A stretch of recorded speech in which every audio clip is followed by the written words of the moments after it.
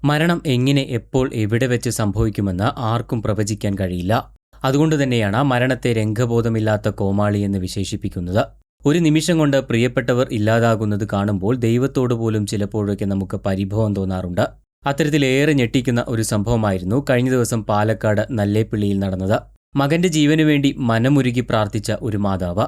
പക്ഷേ വിധി അവിടെ കാത്തുവെച്ചത് മറ്റൊന്നായിരുന്നുവെന്ന് ആർക്കും അറിയില്ലായിരുന്നു. മകനെ മരണത്തിന് വിട്ടുകൊടുക്കാതെ കാക്കാൻ ശ്രമിച്ച ആ മാതാവിനെ തന്നെ മരണം തട്ടിയെടുത്തു. കഴിഞ്ഞ വെള്ളിയാഴ്ച വൈകുന്നേരം 4 മണിക്കാണ് നാടിനെ നടുക്കിയ സംഭവം പുറത്തുവരുന്നത്. നല്ലേപ്പിള്ളി നരിച്ചിറ സ്വദേശി മഫ്ലു എന്ന 25-കാരനെ വിഷം ഉള്ളിൽ ചെന്ന നിലയിൽ കണ്ടെത്തുകയായിരുന്നു. ഇതിനു പിന്നാലെ മഫ്ലുവിന്റെ ഉമ്മ ജോറാമ്മയും ബന്ധുക്കളും ചേർന്ന് ഉടൻ തന്നെ യുവാവിനെ ചിറ്റൂർ താലൂക്ക് ആശുപത്രിയിൽ പ്രവേശിപ്പിച്ചു. മകന്റെ അവസ്ഥ ഗുരുതരമാണെന്ന് കണ്ടതോടെ വിദഗ്ധ ചികിത്സയ്ക്കായി പാലക്കാട് ജില്ലാ ആശുപത്രിയിലേക്ക് മാറ്റാൻ ഡോക്ടർമാർ നിർദ്ദേശിക്കുകയായിരുന്നു. തുടർന്ന് മകനും ജോറാമ്മയും ബന്ധുക്കളും ചേർന്ന് ആംബുലൻസിൽ യാത്ര തിരിച്ചു. സൈറൻ മുഴക്കി ആംബുലൻസ് റോഡിലൂടെ ചീറിപ്പായുമ്പോൾ ആ ഉമ്മയുടെ ഉള്ളുരുകുകയായിരുന്നു. മകനെ കാക്കണമേ എന്ന പ്രാർത്ഥനയല്ലാതെ മറ്റൊന്നും തന്നെ ആ ഉമ്മയുടെ മനസ്സിലുണ്ടായിരുന്നില്ല.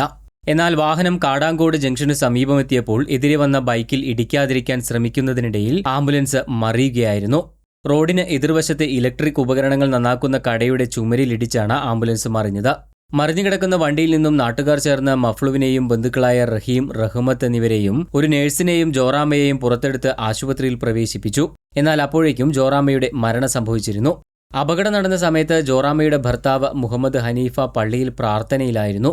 പ്രാർത്ഥന കഴിഞ്ഞ് മടങ്ങുമ്പോഴാണ് മകൻ വിഷം കഴിച്ച വിവരം അറിയുന്നത്. ആദ്യ പിടിച്ച് ആശുപത്രിയിലേക്ക് ഓടിയ അദ്ദേഹത്തെ കാത്തിരുന്നതാകട്ടെ അതിലും വലിയൊരു ആഘാതമായിരുന്നു. ആശുപത്രിയിൽ പ്രവേശിപ്പിച്ച മഫ്ലു ഇപ്പോൾ തീവ്രപരിചരണ വിഭാഗത്തിൽ ചികിത്സയിൽ തുടരുകയാണ്.